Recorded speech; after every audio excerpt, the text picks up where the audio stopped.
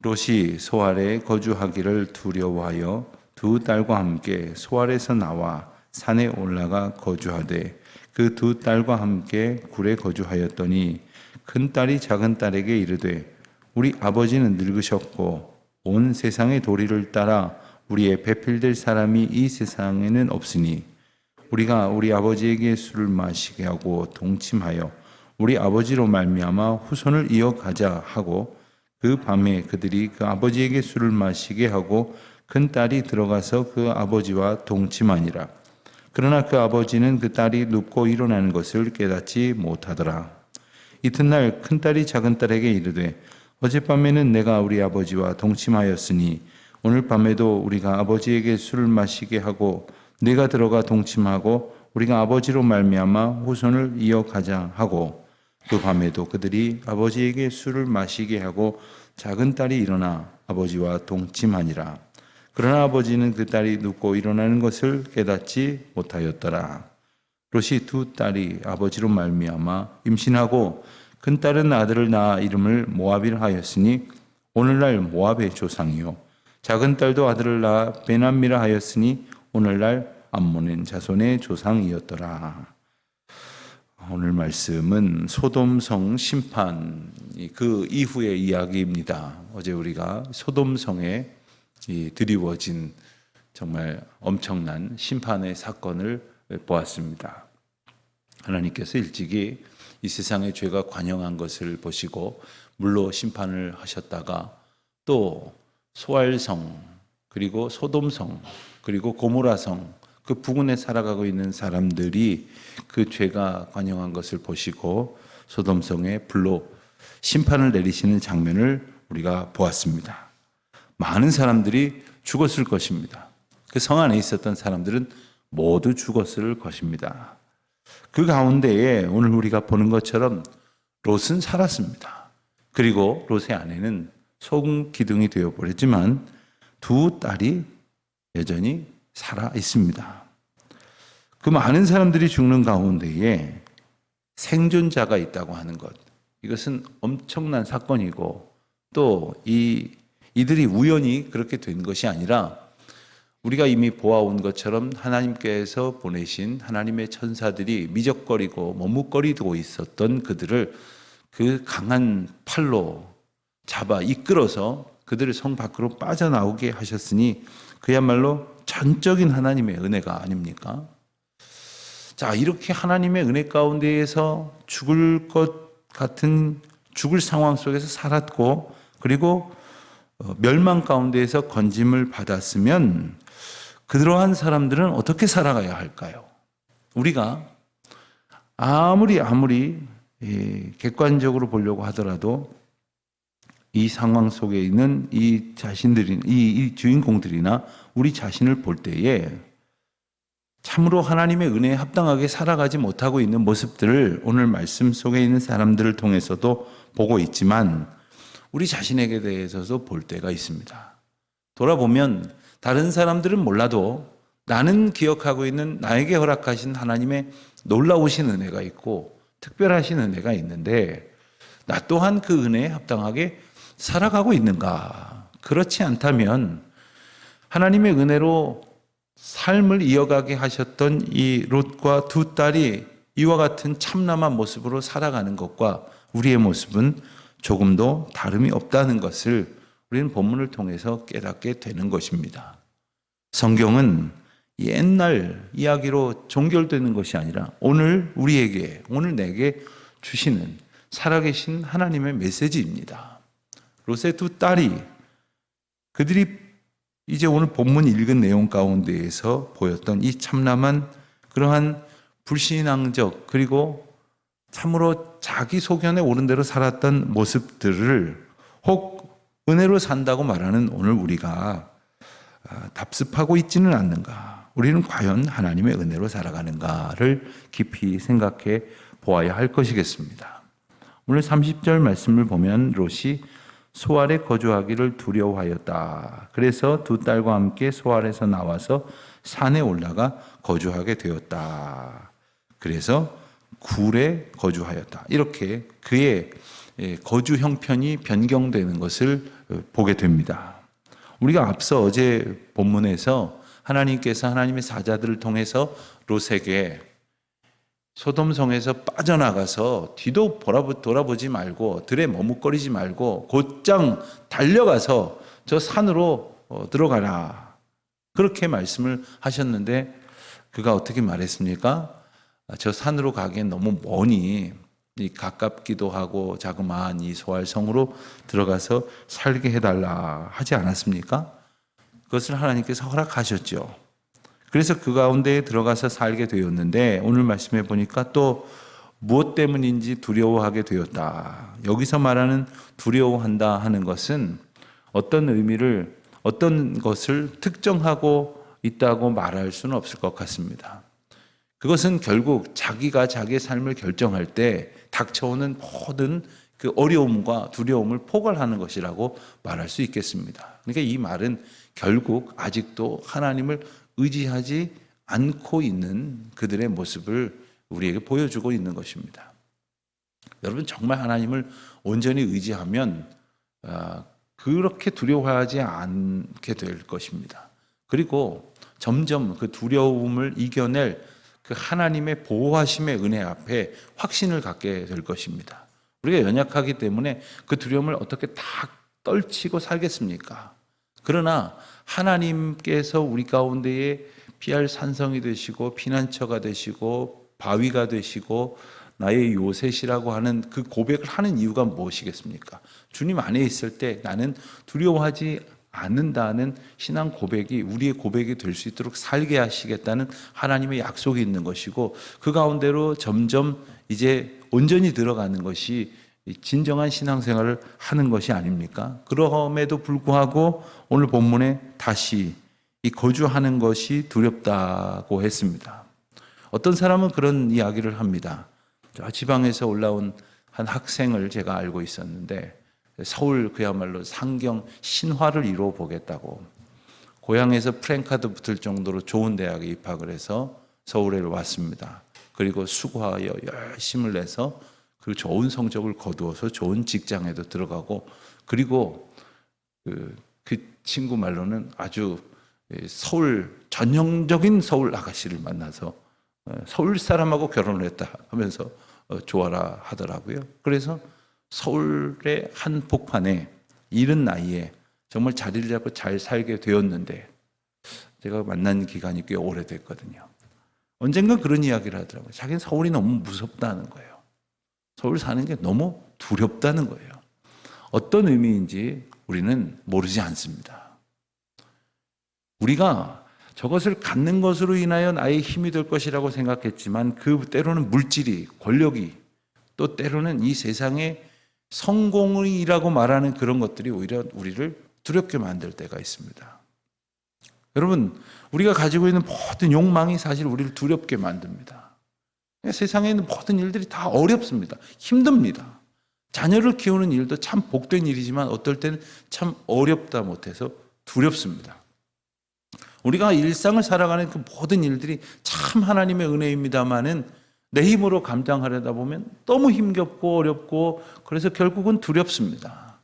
그럴 때 하나님을 의지하게 하시려고 우리에게 그 두려움의 특별한 감정을 은혜로 주신 것인데, 그때 하나님의 손을 의지하지 않으니 그는 또다시 도망하고 싶은 마음이 드는 것입니다.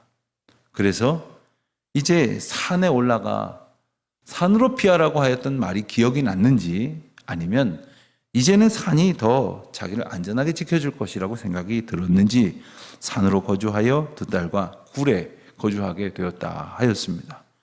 여러분, 작은 성이지만 어떤 면에서든지 분명히 굴보다는 나을 것인데 그들이 이 산에 들어가서 굴에 살고 있는 그 심정을 우리는 조금 짐작해 볼 필요가 있겠습니다. 자, 그런데 결국 산으로 가랬더니 소알로 가놓고서는 또 뭐가 두려운지 뒤늦게 산으로 간 그들이 결국 보여주는 모습은 바로 인생이 고민하고 선택해가는 모든 과정은 하나님을 의지하지 않는다면 결국 두려움뿐이라는 이런 메시지 아니겠습니까? 우리가 어떤 일을 열심히 한다고 하지만, 그리고 그 일에서 괄목할 만한 성과를 거둔다고 하여도 그 길목에서 주님을 만나고 그 길에서 주님을 의지하지 않으면 그 길에 아무리 깊어갈수록 두려운 것뿐입니다. 인생의 모든 것이 결국 두려운 것뿐입니다. 그러나 주님을 온전히 의지하면 죽음마저도 우리는 살든지 죽든지 주의 것이라고 하는 신앙 고백 속에서 주님의 인도하심이라는 은혜 가운데에서 맞이할 수 있고 기다릴 수 있는 것 아닙니까? 온갖 삶의 상황과 형편 속에서 저마다에게 허락하시는 은혜의 길로 걸어갈 때마다 부득불 연약한 인간이 느끼는 두려움 속에서 주님의 평강을 온전히 의지할 수 있는 그러한 복을 얻으시기를 주님의 이름으로 축원드립니다. 롯의 딸들이 가졌던 두려움은 뭐였을까요? 롯의 딸들은 오늘 아주 특이한 표현을 하나 하고 있습니다. 그것은 바로 31절에 나오는 온 세상의 도리를 따라라는 표현입니다. 큰딸이 작은딸에게 이렇게 말했다죠. 우리 아버지는 늙었고 온 세상의 도리를 따라 우리는 배필될 사람이 없다.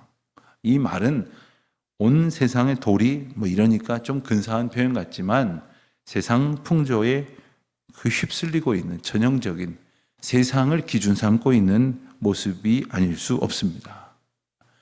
그러니까 하나님의 은혜, 하나님의 인도하심, 또 하나님께서 지난날과 현재와 또 미래에 우리를 이끄시는 하나님의 은총이 나의 삶의 판단의 기준이 되지를 않습니다. 그러니까 세상 사람들이 말하고 행동하고 추구해가는 그런 것들이 기준이 되어 봤을 때 우리는 지금 결혼할 사람이 없다. 그렇죠. 얼마나 많은 사람들이 죽었겠습니까?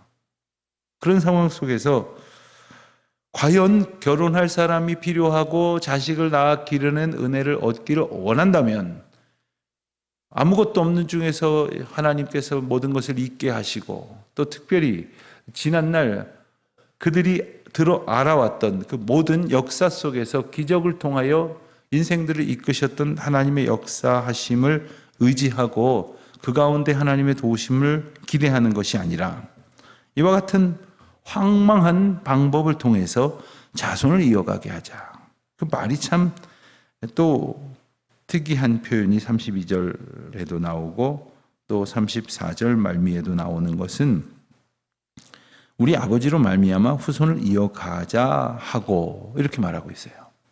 자기들이 아버지 술 먹여서 정신 못 차리게 해가지고 아이를 갖게 만든 다음에 기대하는 일들이 아버지로 말미암아 후손을 이어가자, 아버지로 말미암아 후손을 이어가자 하는 말이 두 번 반복이 됩니다.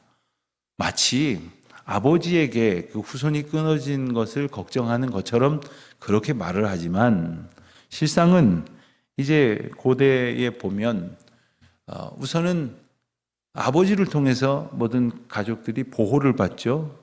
가부장적인 그러한 특징이 물론 여기서부터 있었습니다. 아버지가 세상을 떠나시면 남편을 통해서 보호를 받습니다. 남편도 없으면 아들을 통해서 보호를 받습니다. 오늘날의 여건을 생각해 보면 아마 어떤 여성들은 되게 기분 나쁘실지 모르겠어요. 우리 주체적으로 뭔 일을 못 하겠느냐.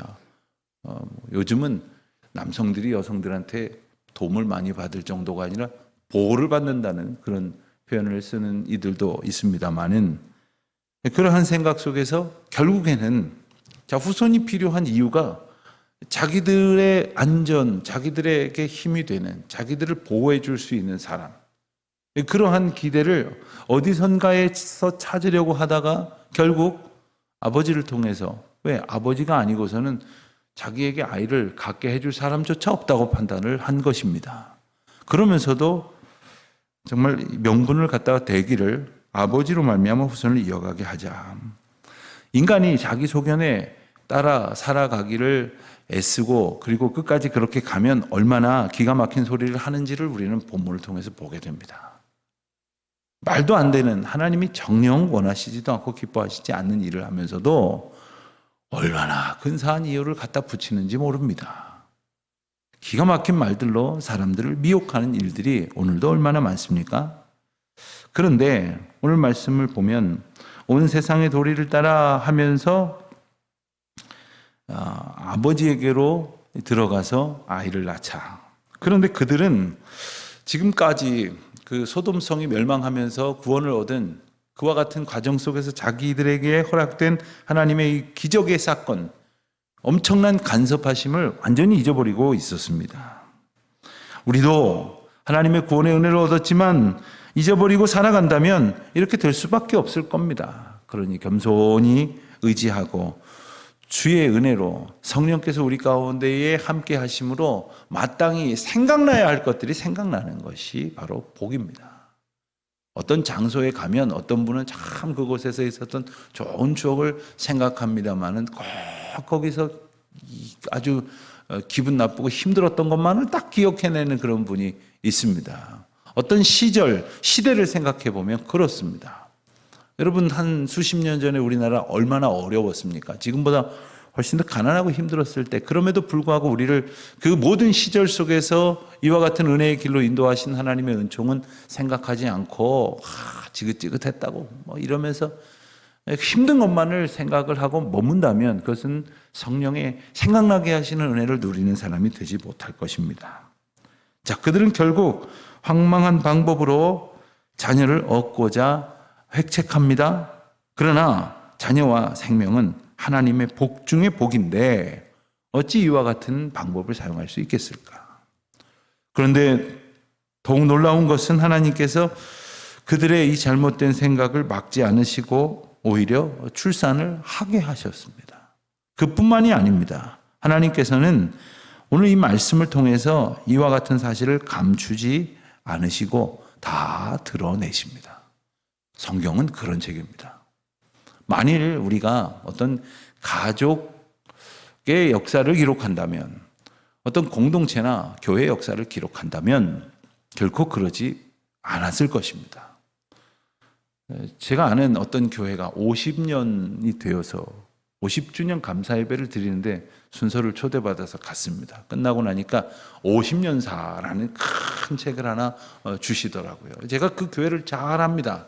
적어도 한 30년 이상은 제가 내용을 잘 압니다. 그래서 우리 교회보다도 더 친근한 마음이 때로는 들 때가 있어 왔습니다. 제가 잘하는 동안에 말이죠. 그래서 이제 사무실에 그 책을 가져와서 그 책을 꼼꼼히 보는데 순 거짓말이에요. 순 거짓말이에요. 제가 다 알아요. 그리고 정말 기록해 놓아야 할 그 교회의 역사는 하나도 기록되어 있질 않아요. 그냥 순전히 뭐 조금 잘한 것이 있겠지요. 그러나 그것이 이렇게 누가 잘했고 저렇게 누가 잘했고 뭐 사진은 또 왜 이렇게 갖다 많이 붙여놓는지 그걸 역사라고 갖다 붙여. 그래서 제가 그런 생각을 했어요. 나는 이 다음에 그럴 기회가 우리 교회에 있을지 몰라도 이런 짓 하지 말아야 되겠다. 솔직하게 하나님 앞에 쓸 자신이 없다면 이런 짓 하지 말아야 되겠다. 여러분, 인간은 그래요. 어떻게든 좋은 건 드러내려고 하고 나쁜 건 가리려고 하지만 성경은 그렇지 않습니다. 다 드러내십니다. 왜 그렇습니까? 이게 우리 인간의 모습이기 때문이에요. 하나님은 인간의 이 죄상을 극명하게 드러내시려고 이와 같은 사건을 우리에게 다 드러내시는 겁니다. 다 보여주시는 것입니다. 그들에게 스스로 보게 하시는 것입니다.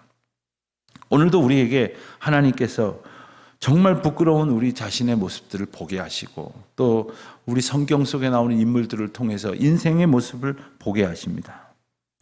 이러한 모습이 과연 이들에게만 있을까요? 모든 사람들에게 세상의 풍조를 따라가려고 하는, 그래서 근사한 말로는 이 세상의 도리라고 말하지만 사람들이 휩쓸려 가고 있는 길로 가고자 하는 마음들이 왜 없겠습니까?